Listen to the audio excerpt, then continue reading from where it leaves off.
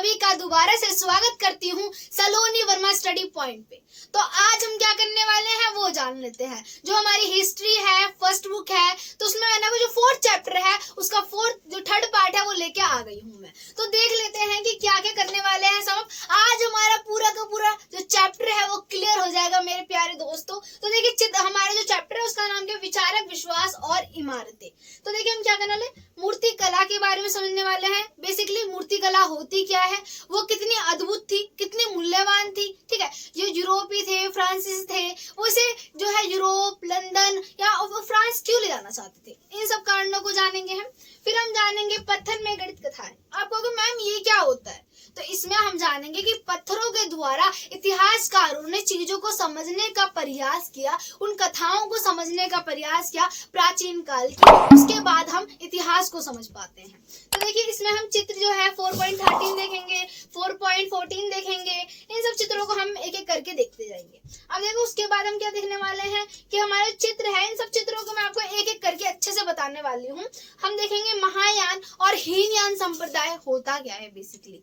फिर हम जानेंगे कि पौराणिक हिंदू धर्म के बारे में जानेंगे, पौराणिक हिंदू धर्म का उदय किस प्रकार से हुआ था। और आखिरी में हम जानेंगे मंदिरों का निर्माण, क्या मंदिरों का निर्माण किस प्रकार से हुआ था, यानी प्राचीन मंदिर, वर्तमान के मंदिर, मंदिरों में क्या चेंजेस आए, किस टाइप के पहले मंदिर हुआ करते थे। तो देखिए पहले हम जानते हैं कि मूर्ति कला होती क्या है। तो देखिए मूर्ति कला हमने पढ़ा था अमरावती के बारे में, पढ़ा था हमने, सांची के बारे में पढ़ा था, है ना। तो आपको पता है कि उसमें बहुत बहुमूल्य मूर्तियां थी। अमरावती की मूर्तियों को यूरोपी देख के जो है बहुत ज्यादा उन्हें बहुत दिलचस्पी आई, वो अपने साथ लेके जाना चाहते थे। मूर्तियां बहुत अनोखी थी, अद्भुत थी और खूबसूरत थी, मूल्यवान थी। उन्हें देख के वो लेने में सक्षम भी हुए, यानी उसे ले जाने में वो सक्षम भी थे और लेके गए भी। वो सफलता उन्होंने हासिल की, उसे लेके भी गए और इससे अमरावती का स्तूप जो है पूरी तरीके से नष्ट हो गया। इसी प्रकार से वो सांची की मूर्ति कलाओं को ले जाना चाहते थे, उनके पत्थरों को ले जाना चाहते थे अपने साथ, तो उसमें वो असफल रहे क्योंकि शाहजहां बेगम तथा सुल्तान जहां बेगम का इसमें बहुत बड़ा योगदान था। तो देखिए आप ये देख रहे हो कि मूर्ति कला कितनी अद्भुत होती थी, कितनी खूबसूरत होती थी और कितनी ज्यादा अनमोल होती थी। उसे देख के जो है फ्रांसीसी, यहाँ वो जो है फ्रांसीसी आए, यूरोपी आए, ये इन सब चीजों को देख के बहुत लोभित हो गए, उसे ले जाना चाहते थे क्योंकि वो बहुत ही ज्यादा दुर्लभ थी, आप बोल सकते हैं खूबसूरत थी, मूल्यवान थी। इसीलिए वो क्यों लेना चाहेंगे, जब कोई चीज बहुत सुंदर होगी, प्रीसियस होगी तभी ना। तो यही बात है, हमने ये समझ लिया कि मूर्ति कला होती क्या है ना। अब हम जानने वाले पत्थर में गणित कथाएं। देखिए पत्थर में गणित कथाएं, इसमें है क्या, हमारा चित्र है वो 4.13 दे रखा है। उसमें आपको एक ग्रामीण दृश्य दिखेगा, क्या ग्रामीण दृश्य दिखेगा, ग्रामीण दृश्य यानी विलेज वाला एरिया आपको दिखेगा। वहां पे फूस की झोपड़ी दिखेगी, क्या आपको फूस की झोपड़ी दिखेगी, ग्रामीण दृश्य दिखेगा, पेड़ पौधे दिखेंगे। तो आप पहली बार तो समझ पाओगे। तो उस टाइम क्या हुआ था, जो इतिहासकार थे उन्होंने सांची के स्तूप पर ये जो है चित्रकला प्राप्त की। उन्होंने देखा कि ये ग्रामीण दृश्य दिख रहा है, तब उन्हें बाद में पता चला ये वेशांतर जातक से ली गई एक कहानी है। क्या वेशांतर जातक से ली गई ये कहानी है।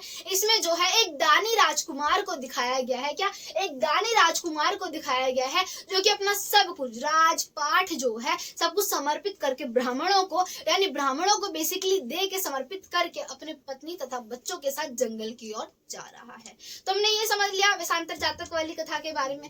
अब देखिए हम क्या जानने वाले, बोधि वृक्ष। आपको एक दिखेगा वृक्ष, इसमें दिखेगा चित्र जो है हमारा 4.14। ओके, उसमें आपको क्या दिखने वाला है, आपको एक वृक्ष दिखने वाला है। और जो वृक्ष है, आप बोलोगे मैम वृक्ष से हम कैसे समझ पाएंगे किसी चीज को, है ना। तो आपको बोध गया के बारे में पता होगा, जहाँ पे बुद्ध जी को ज्ञान की प्राप्ति हुई थी, है ना। तो आपको वृक्ष के माध्यम से, यानी उपासना के प्रतीकों के माध्यम से बुद्ध जी के बारे में बताया जा रहा है। क्या उपासना के प्रतीक, यानी जिस प्रकार से हम उपासना की थी बुद्ध जी ने, से उन्हें बोध गया में क्या हुआ था, उन्हें ज्ञान की प्राप्ति हुई थी निरंजना नदी के पास, है ना। निरंजना नदी के पास पीपल के पेड़ के नीचे उन्हें ज्ञान की प्राप्ति, किसे, बुद्ध जी को। तो यानी उनके ज्ञान की प्राप्ति को एक वृक्ष के रूप में, यानी पीपल के पेड़ के रूप में दिखा दिया गया है और लोग जो है हाथ जोड़ के यानी उपासना कर रहे हैं। तो ये हमने समझ लिया इन चीज को। अब देखिए आपको एक चित्र और दिखेगा, वो स्तूप दिखेगा। आप बोलोगे मैम स्तूप तो अंडाकार आधा होते हैं, है ना, वो पूरी तरह से गोला नहीं होते हैं, वो मिट्टी के ढेर से बने होते हैं, जिसे जो है यानी ये बुद्ध धर्म में बहुत पवित्र स्थान माना जाता है। जी हाँ, आप एकदम सही कह रहे हो। वो एकदम पवित्र स्थान माना जाता है, जैसे हमारे में मंदिर माना जाता है। तो देखिए स्तूप में क्या होता था, कुशीनगर को दिखाया गया है, जहाँ बुद्ध जी को निब्बान की प्राप्ति हुई थी। क्या बुद्ध जी को निब्बान की प्राप्ति हुई थी कुशीनगर में। तो वहां पे लोगों को दिखा दिया गया है हाथ जोड़ते हुए, है ना। और ये इस प्रकार से कुछ जानवरों को भी दिखाया गया है वहां पे। तो यानी निब्बान की प्राप्ति को इस प्रकार से उनकी उपासना के प्रतीक को दिखाया गया है बुद्ध जी के। हमने ये चीज समझ ली। अब देखिए हम जानेंगे एक धर्म चक्र। आपको वो दिखने वाला है 4.16 में। उसमें आपको एक चक्र दिखने वाला है। क्या दिखने वाला है? आपको एक चक्र दिखने वाला है। वहां पे बहुत सारे लोग दिखेंगे आपको। तो उससे ये पता चलता है कि वहां पे बुद्ध जी ने सारनाथ में अपना पहला उपदेश दिया था। जब उन्हें ज्ञान की प्राप्ति हुई तो बुद्ध जी ने पहला उपदेश कहाँ दिया था? सारनाथ में दिया था। तो ये चीज हमें समझ आई। अब देखिए हम जानने वाले हैं साल भंजिका। कुछ मूर्तियां ऐसी थी जिनका लेन देन आप ये बोल सकते हो वो जो बुद्ध धर्म से मिल ही नहीं रही थी। ऐसा लग ही नहीं रहा था कि उसका लेन देन जो है बुद्ध धर्म से है। वो बुद्ध धर्म से संबंधित नहीं दिख रही थी किसी प्रकार से। कुछ हाथी के चित्र मिले, कुछ जानवरों के चित्र मिले हमें, और कुछ जो है स्त्रियों के चित्र मिले। जो स्त्रियां थी उनका किसी प्रकार से जो है त्याग तपस्या से लेन देन नहीं दिख रहा था। यानी ऐसा नहीं लग रहा था कि वो उपासना कर रही है भगवान की या त्याग तपस्या कर रही हैं। तो इस प्रकार से ये समझना थोड़ा मुश्किल हो गया था इतिहासकारों के लिए। फिर बाद में जब जाना गया तो ये पता चला कि साहित्यिक परंपरा के द्वारा इन चीजों को समझा गया। क्या साहित्यिक परंपराओं के द्वारा इन चीजों को क्या समझा गया कि ये जो है साल भंजिका की, क्या साल भंजिका की मूर्ति है, जिसे शुभ का प्रतीक माना जाता है। क्या इसे शुभ का प्रतीक माना जाता है। ये स्त्री जिस भी पेड़ के पास जिस चीज को छू दे उसमें फल तथा फूल से सदैव वो वृक्ष लदा रहता है। क्या फल तथा जो है फूल से सदैव वो वृक्ष लदा रहता है। यानी इसे जो है बहुत ज्यादा आप ये मान सकते हो इसे शुभ का प्रतीक माना जाता है ना। अब देखिए हम जानने वाले हैं हाथी का चित्र। हमें 4.18 वहां पे आपको हाथी का चित्र दिखने वाला है। आप बोलोगे मैम हाथी के द्वारा क्या प्रदर्शित किया जा रहा है? तो हाथी के द्वारा आप मुझे बताइए हाथी का स्वभाव कैसा होता है? हाथी शक्तिशाली होता है, शांति स्वभाव का होता है। तो इससे ये और बुद्धिमान होता है, यानी ज्ञानी होता है हाथी। तो यानी मनुष्य को भी बुद्धिमान होना चाहिए, शक्तिशाली होना चाहिए, और क्या उसे समझना चाहिए चीजों को, ज्यादा क्या एग्रेसिव नहीं होना चाहिए, है ना। तो इन चीजों को हमने समझ लिया। अब देखिए आपको जो है 4.19 जो है वहां पे आपको एक ना मूर्ति दिख रही होगी। उस मूर्ति में आपको एक स्त्री दिख रही होगी और कुछ हाथी दिख रहे होंगे जो उनपे जो है जल को अर्पित कर रहे होंगे, जल को छिड़क रहे होंगे। तो ये क्या है? कुछ इतिहासकारों का मानना है ये बुद्ध जी की जो है माता है, महामाया है। क्या कुछ का मानना है जो बुद्ध जी की माता महामाया है। तो कुछ का मानना है ये गज लक्ष्मी है जो कि सौभाग्य का प्रतीक है। क्या क्योंकि सौभाग्य का प्रतीक है गज लक्ष्मी जी है। अब इसी प्रकार से आपको एक चित्र दिख रहा होगा 4.21 में दिखेगा आपको सांची का। क्या सांची का सर्प वाल दिखेगा आपको, यानी सर्प दिख रहे होंगे आपको, कुछ सांप दिख रहे होंगे। आप बोलोगे मैम ये तो समझ ही नहीं आया सांप का किस प्रकार से लेन देन हुआ सांची से। जी था, देखिए आपको मैं बताती हूँ जो अनजान इतिहासकार थे, जो विदेशी इतिहासकार थे, जो भारत आए थे दूसरे देशों से, वो हमारे भारत के इतिहास को समझ सकते थे नहीं, क्योंकि उन्होंने अध्ययन ही नहीं किया था। अगर आपने किसी किताब को पढ़ा ही नहीं, उससे पहले आपने जज कर लिया किताब के, आपने ऊपर से फ्रेम देखा, आपने बोला अच्छी किताब नहीं है, बेकार किताब है। आपने देख लिया भालू, आपने बोला पूरी किताब में भालू है, ऐसा तो हो नहीं सकता ना। फॉर एग्जाम्पल दे रही हूँ मैं आपको।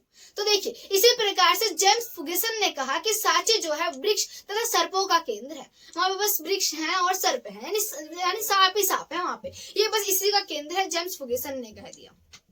परंतु ऐसा नहीं था, है ना।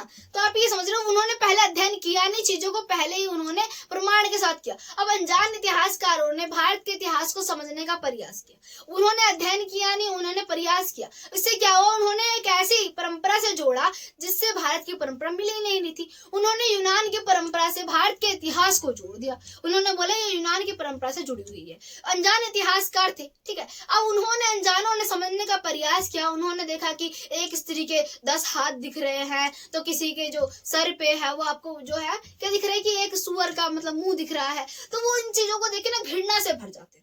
क्या वो घृणा से भर जाते थे क्योंकि वो इतिहास के बारे में, हमारे धर्मों के बारे में नहीं जानते थे, है ना। तो वो अनजान थे, आप ये कह सकते हो।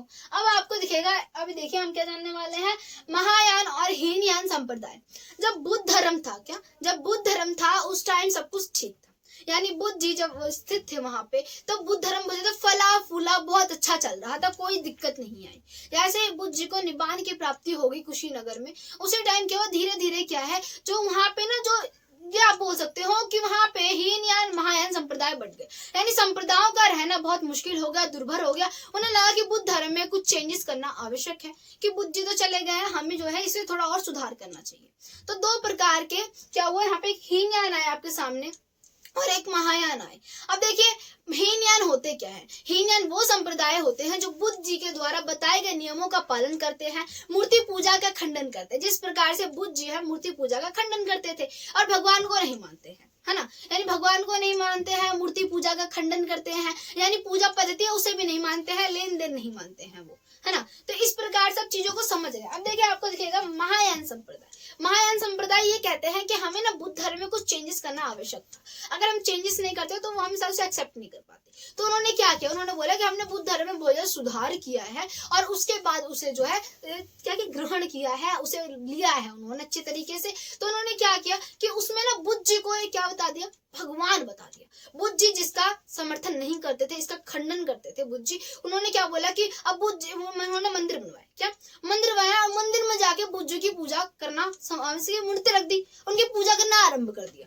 अब बुद्ध जी खुद ही उसका समर्थन नहीं कर रहे थे, वो उसका विरोध कर रहे थे, और उनके संप्रदायों ने महायान ने यही किया। उसके बाद उन्होंने दान दक्षिणा लेना आरंभ कर दिया, है ना। तो आप ये देख रहे हो धीरे धीरे क्या हो रहा है कि इसमें क्रूरतियां आ रही है ना। तो कुछ लोगों ने इसे प्राप्त, कुछ लोग जो है बुद्ध धर्म से थोड़े आकर्षित हुए, कुछ नहीं हुए, क्योंकि इसमें भी जो है हिंदू धर्म की तरह क्रूरतियां आना आरंभ हो गई थी। तो देखिए हमने महायान संप्रदाय देख लिया कि पूजा पत्ती को मानते थे, दान दक्षिणा लेते थे और पूजा करते थे बुद्ध। और साथ में पता है आपको, जैसे टीचर्स होते हैं उस टाइम शिक्षक होते थे, है ना। तो शिक्षक जो है जब पढ़ाते थे तो उन्होंने इसे मान लिया बहुत महान शिक्षक है, बहुत अच्छा पढ़ाते हैं। तो जब उनकी मृत्यु हुई तो उनको क्या किया, मंदिरों में मतलब मंदिरों में उनकी मूर्ति बना के उनकी उपासना करना आरंभ कर दिया। आप बताइए जिसका वो हनन करते थे, मतलब जो हमारे बुद्ध जी हैं इसका मना करते थे, पूजा पद्धति को नहीं मानते थे, ये उसी को वापस लेके आ रहे हैं महायान वाले। अब देखिए उसके बाद आपको दिखेगा पौराणिक हिंदू धर्म का उदय। देखिए सिर्फ बौद्ध धर्म में नहीं था कि आपको क्या मोक्ष की प्राप्ति करनी है, वहीं तक सीमित नहीं था। ये था कि इसमें हमें बुद्ध धर्म के अंदर यानी हिंदू धर्म को अपनाना है, यानी बुद्ध धर्म को छोड़ के अब हिंदू धर्म में भी क्रूरतियों को हटाया जाने लग गया, क्या उसे भी हटाया जाने लगा, क्योंकि लोग जो है सो छोड़ के बुद्ध धर्म को, जैन धर्म को अपना रहे थे। तो इसलिए बुद्ध धर्म में अभी हिंदू धर्म में क्या किया गया अब ये जानते हैं। देखो हिंदू धर्म में क्या देवी देवता है, आपको पता होगा सबसे महत्वपूर्ण देवता विष्णु देवता माने जाते हैं ना, विष्णु जी को माना जाता है, उनके 10 अवतार भी माने जाते हैं। और ये माना जाता है जब जब विश्व पे किसी प्रकार का पाप आएगा तो उसके लिए जो है ईश्वर अवतार लेके, विभिन्न अवतार लेके आएंगे और उस पाप को नष्ट करेंगे, है ना। तो इस प्रकार से इन चीजों को बताया गया है। अब इसका विष्णु जो हमारे शिव जी है ना, शिव जी को एक लिंग के रूप में उनकी उपासना की जाती है, क्या शिव जी की एक लिंग के रूप में उपासना की जाती है। तो इस प्रकार से हमने चीजों को समझा। अब देखिए इसमें क्या हुआ कि मंदिर के बारे में समझते हैं। अब देखिए पहले क्या हुआ कि विष्णु जी के अवतार 10 थे, फिर ये बोला गया कि जब जब पाप बढ़ेगा तब तक वो विष्णु जी आएंगे, अवतार ले लेके आएंगे। अब देखिए हम जानेंगे मंदिरों के बारे में। अब देखिए पहले मंदिर किस प्रकार से होते थे ये जान लेते हैं। मंदिर पहले कमरे की तरह होते थे, आप ये समझ लीजिए, यानी गर्भगृह की तरह होते थे पूरे के पूरे मंदिर, 4 दीवारों से घिरे होते थे मंदिर। उसके बाद धीरे धीरे मंदिरों पे क्या किया गया, उसे और उस पे शिखर बनाना आरंभ कर दिया गया, यानी उसे ऊंचा करना आरंभ कर दिया। जैसे आप देखते हो वर्तमान में मंदिर उस प्रकार से धीरे धीरे बनाना आरंभ कर दिया गया। वैसे आपको एक कैलाशनाथ का मंदिर मिलेगा, मंदिर इतने सुंदर बनाना आरंभ कर दिया गया कि पूरी पहाड़ी को काट के एक कैलाशनाथ मंदिर का निर्माण किया गया, यानी पहाड़ी को काट के उसे खोखला करके मंदिर का निर्माण किया गया। इसी प्रकार से जिसने बनाया था एलोरा ने, उसने बोला हे भगवान ये मैंने कैसे बना लिया। तो देखिए यहाँ पे पूरा का पूरा हमारा चैप्टर फिनिश होता है मेरे प्यारे दोस्तों। आशा करती हूँ वीडियो अच्छी लगी होगी। वीडियो को लाइक सब्सक्राइब जरूर कीजिएगा। Thank you so much.